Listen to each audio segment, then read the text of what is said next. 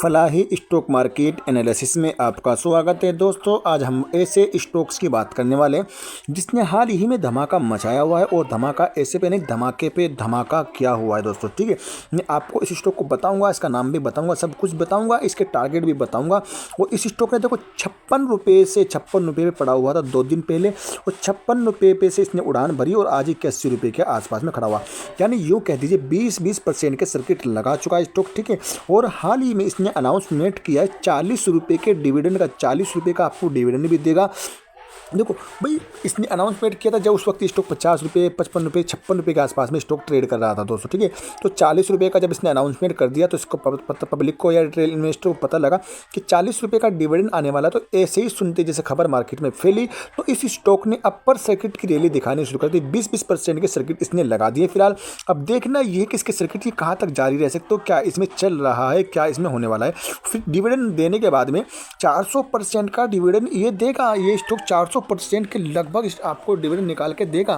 भाई 40 रुपये का आपको डिविडेंड देगा जो दोस्तों। जब इसने अनाउंसमेंट किया तो प्राइस इसका जो 56 रुपये का था, तो करीब के 50 रुपये के आसपास में था, 56। ठीक है, तो अब जानना ये स्टॉक आपको 40 रुपये का डिविडेंड तो दे देगा, लेकिन डिविडेंड देने के बाद में स्टॉक की हालत क्या रहेगी, क्या संभावना रहती है, बिल्कुल बताऊंगा। बिल्कुल घबराना नहीं, डरना नहीं, घबराना डरना सख्त मना है दोस्तों। ठीक है, आप इसका एक मतलब मुकम्मल चार्ट देख लीजिए। मैंने आपको मुकम्मल चार्ट दिखाने की कोशिश किया ताकि आपको समझ में आ जाएगा। देखो दोस्तों, इसका लो तो यहाँ पर आप देखिएगा, हाई इसका यहाँ पे दोस्तों। ठीक है, लो हाई आपने देख लिया। मैं आपको बताऊँगा ये इसकी रेंज ये थी, इसने ये रेंज पार कर दी और इस रेंज के ऊपर में स्टॉक आपको जाता हुआ नजर आया। और इसकी स्टॉक की मेन जो रीढ़ की हड्डी वाली जो रेंज है ना, इस स्टॉक की जो रीढ़ की हड्डी वाली रेंज है वो ये रहने वाली स्टॉक की रेंज। ठीक है, इस स्टॉक की जो रीढ़ की हड्डी वाली रेंज यही रेंज रहेगी, यानी 60 रुपये के आसपास की ये स्टॉक की रेंज रहने वाली दोस्तों। ठीक है, हम बात करेंगे इसके अपडेट टारगेट के दोस्तों। ठीक है, मैं पहले एक चीज़ आपको दिखा दूँ। जब स्टॉक आपको डिविडेंड दे देगा तो उसके बाद में स्टॉक कहाँ तक गिरने की संभावना बनती है। ठीक है, 40 रुपये का डिविडेंड देने के बाद में स्टॉक आपको डेफिनेटली आपको यहाँ तक भी गिरता हुआ नजर आ सकता है, और हो सकता है क्योंकि बड़े बड़े स्टॉक देखो। मैं आपको बता दूँ एग्जांपल के तौर पे, वेदांता स्टॉक था, उसने करीब 32 रुपये का डिविडेंड दिया था। 32 रुपये का डिविडेंड देने के बाद में करीब 400 साढ़े चार सौ रुपये के आसपास पे स्टॉक खड़ा हुआ था। और 32 रुपये का डिविडेंड देने के बाद में उस दिन के बाद में जब उसने 32 रुपये का डिविडेंड दिया ना, 450 रुपये के आसपास में, वहाँ से गिरकर, यानी एक दिन में नहीं गिरा वो, ऐसा नहीं एक दिन में गिर गया, कई साल, कम से कम 1 साल 1.5 साल उसको हो गया। वहाँ से गिरता गिरता गिरता गिरता उसने 208 रुपये का लो लगा। 450 रुपये से गिरकर 208 रुपये का लो लगा चुका है वेदांता स्टॉक। फिर से उसने 208 रुपये का लो लगाने के बाद में एक अच्छी खासी तेजी फिलहाल दिखाई है, अच्छी खासी रैली दिखाई। 250 260 रुपये पे ट्रेड कर रहा था, खड़ा हुआ था वहाँ पर। वहाँ से उसने उड़ान भरा, करीब स्टॉक पहुँच चुका है 400 रुपये के आसपास खड़ा हुआ है फिलहाल वेदांता स्टॉक। ठीक है, तो ये होता है स्टॉक मार्केट में लॉन्ग टर्म का नजरिया और पेशेंस रखना, होल्ड रखना। स्टॉक किधर भी जाए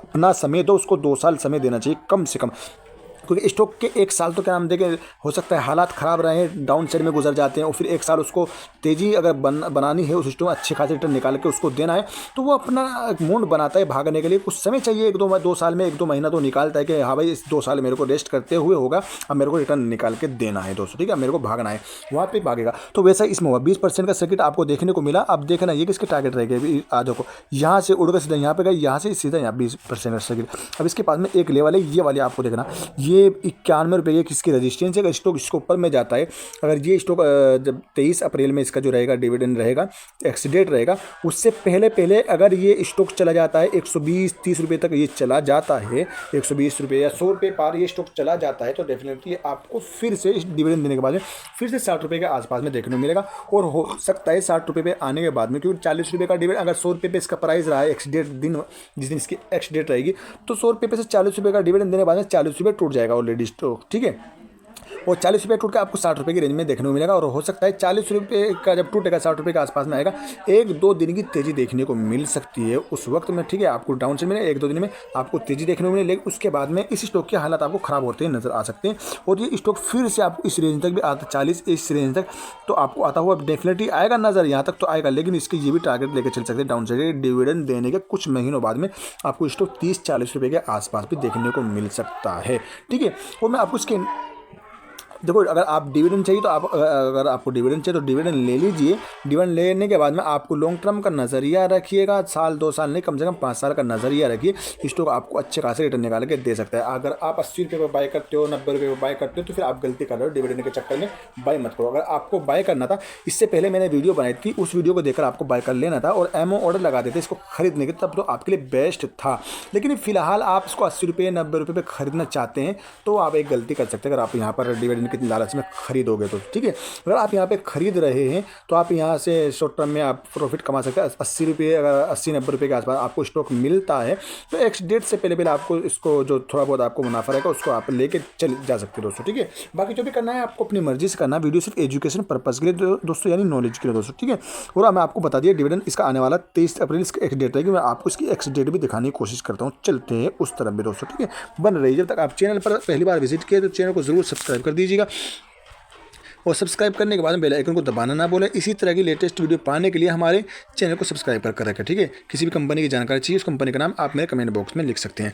आपको दिखाने की बात करूँ, उसके डिविडेंड आप देख लीजिए, 23 अप्रैल एक्स डेट इसकी रहेगी। बिल्कुल मैं आपको तसल्ली से दिखा दे रहा हूँ ताकि आपको यकीन आ जाए दोस्तों, ठीक है। तो कुछ लोग बोलते हैं कि डिविडेंड किधर है। पहले इसने इससे पहले 50 पैसे का इसने डिविडेंड दिया है 2 मरतबा। इंटरिम डिविडेंड 2, एक मतलब इंटरिम दिया, फिर फाइनल डिविडेंड 50 पैसे दिया, ठीक है।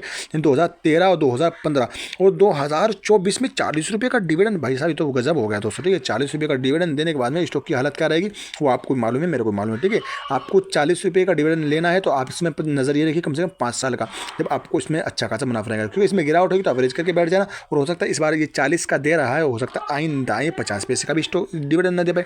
क्यों, देखो पहला डिविडेंड इसने 19 सितंबर 2013 में इसने 50 पैसे का डिविडेंड दिया, ठीक है। उसके बाद 14 सितंबर 2015 में डिविडेंड दिया और उसके बाद तीसरी मरतबा इसने 23 अप्रैल 2024 में डिविडेंड दिया। तो हो सकता है आइंदा इसका डिविडेंड देने का हिसाब ना बने, इसके हालात ख़राब हो जाए और हो सकता है ये 2024 के बाद में 2030 या 32 या 35 में जाकर डिविडेंड दे, ऐसा भी हो सकता है। तो 5 साल का नज़रिया रखिए तो अगर आपको अच्छा पैसा कमाना है दोस्तों, ठीक है। उम्मीद है आपको वीडियो अच्छी लगी हुई, लाइक करिएगा। चैनल पर पहली बार विजिट हो चैनल को जरूर सब्सक्राइब कर लीजिए। Thanks for watching video.